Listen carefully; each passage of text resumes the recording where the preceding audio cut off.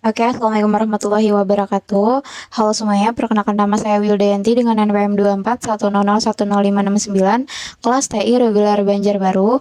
Jadi, di sini saya ingin mempresentasikan tugas UAS pemrograman berorientasi objek.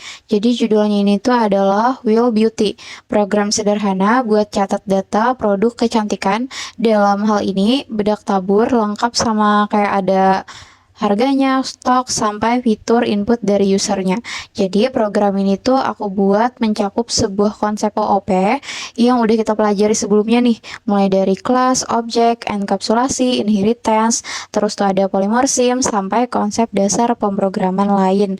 Kayak array, perulangan, seleksi, input-output, dan error handling. Yuk kita langsung saja nih masuk ke bagian codingannya.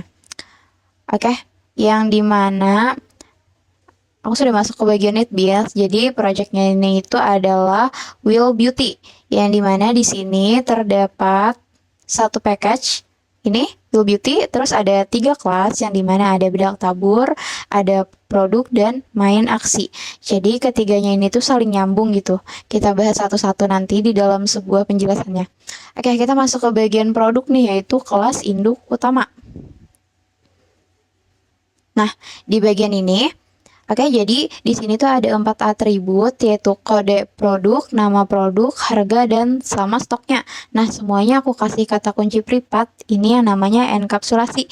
Jadi data ini tuh nggak bisa diotak-atik langsung sama kelas lain dari luar nantinya tuh, biar datanya tuh aman dan gak sembarangan berubah. Oke, kita masuk ke bagian terus di bawahnya sini tuh ada konstruktor, yang dimana yaitu metode khusus yang namanya sama kayak nama kelasnya juga, yaitu produk. Ini yang bakal jalan-jalan otomatis pas kita bikin objek baru nantinya. Jadi tugasnya itu tuh masukin nilai awal ke 4 atribut tadi lewat kata kunci TIS yang ini gitu. Oke, kita masuk ke bagian ini bagian setor. Nah, karena atributnya itu privat, kita tuh butuh pintu buat ubah datanya. Ini dia adalah set harga yang bagian ini. Jadi metode kayak gini tuh disebut mutator. Fungsinya itu buat ganti nilai harga produk kalau misalnya ada perubahan harga nantinya. Nah, terus yang di bawah ini juga ada nih. Ini tuh namanya, nah karena atributnya itu privat, ya kan, yang udah kita jelasin tadi tuh. Jadi di bawahnya ini ada yang namanya tuh get nama produk. Jadi sama get stock. Ini.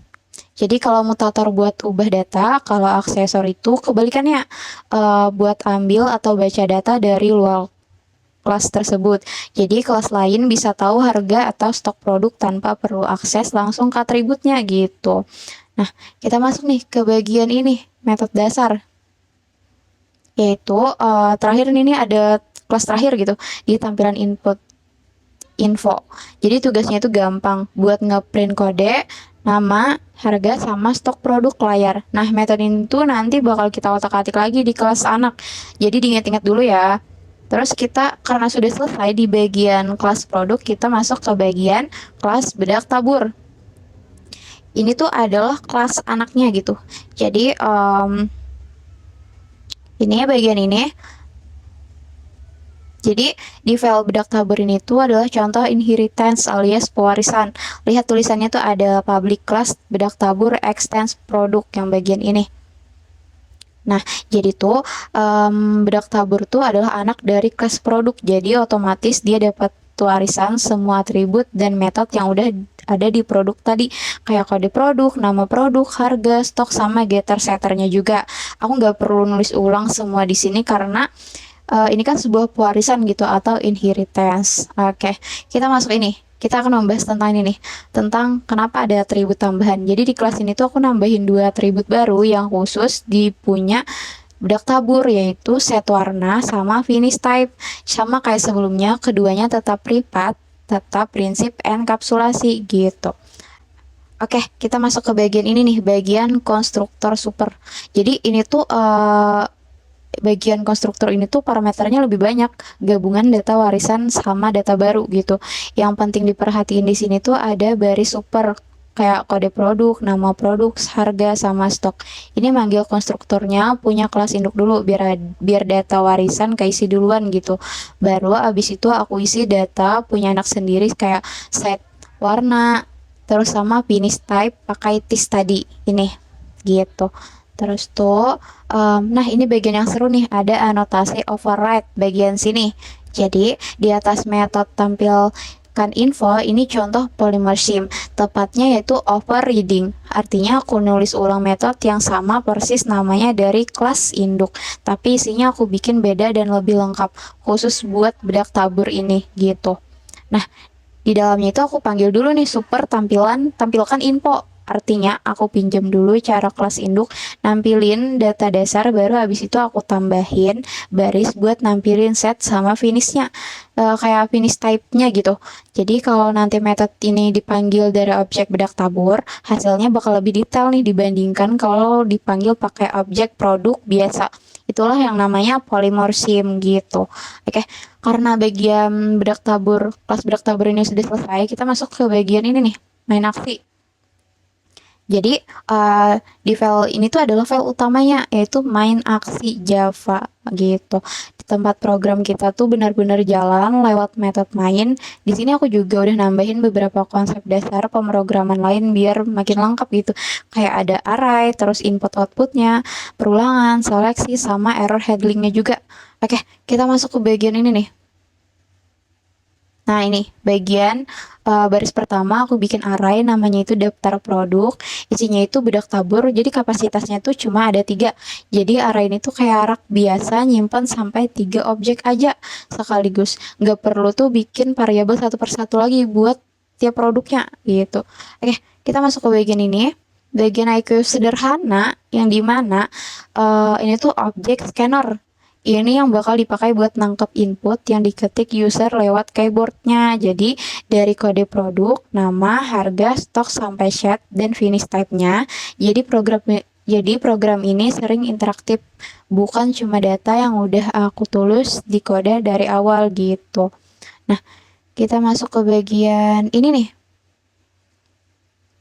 Ini tuh bagian perulangan, biar user nggak perlu ngetik kode input 3 kali manual, jadi aku tuh pakai perulangan pure. Loop ini tuh bakal jalan 3 kali nanti di project di runnya gitu, terus sesuai jumlah slot di array tadi juga. Jadi user tuh tinggal input data produk satu persatu sampai penuh nantinya gitu. Oke, kita bagian bawah sini. Nah, oke. Di bagian sini, jadi di dalam loop tadi aku bungkus proses inputnya tuh pakai try catch. Ini penting banget loh, soalnya tuh kalau user ngetik huruf, padahal harusnya angka buat harga dan stok, program biasanya tuh bakal langsung error dan berhenti. Nah, dengan try catch ini tuh error bisa ditangkap, program nggak keras gitu. Soalnya tuh kita tuh nampilin kayak pemberitahuan gitu, kayak harga dan stok harus berupa angka gitu, kayak sebuah peringatan lah. Terus tuh baris A itu bikin loopnya tuh ngulang lagi buat produk yang sama. Jadi user tuh kayak dikasih kesempatan gitu buat input ulang gitu. Terus tuh objek bedak tabur yang udah lengkap datanya itu tuh langsung dimasukin gitu ke array lewat daftar produk neo bedak tabur. Jadi terus tuh diproses, diinstantisasi objek tempat objek beneran lahir di memorinya tersebut gitu. Nah, kita langsung aja nih masuk ke bagian ini.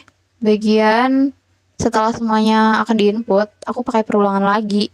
Kali ini tuh bentuknya tuh for each, buat nampilin laporan semua produk yang udah masuk array satu-satu. Panggil P tampil info, kayak P tampilkan info gitu. Terus tuh di bawahnya ada seleksi, pakai if else kalau stok produk kurang dari 5.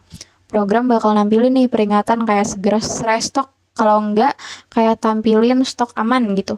Jadi program ini tuh bisa diambil keputusan otomatis berdasarkan kondisi datanya nantinya gitu. Nah, kalau gitu langsung kita jalankan hasil ini ya. Coba aku tambahin.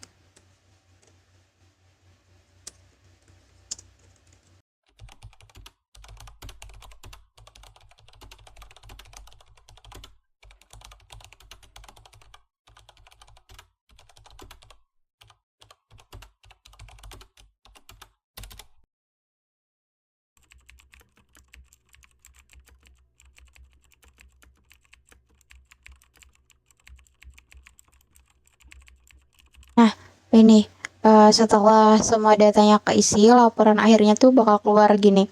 Jadi semua produk tuh ditampilin lengkap sama status stoknya aman atau enggak, atau harus segera di stok gitu. Jadi semua ini jalan otomatis berkat gabungan array, perulangan.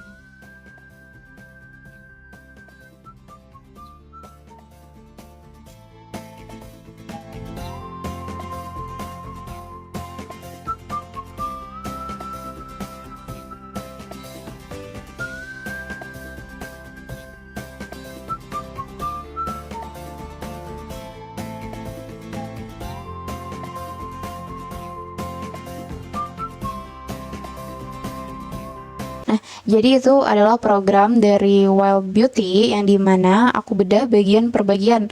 Kalau dirangkum, program ini tuh udah mencakup konsep-konsep seperti kayak ada kelas, ada objek, terus ada atribut, ada konstruktor, mutator, aksesor.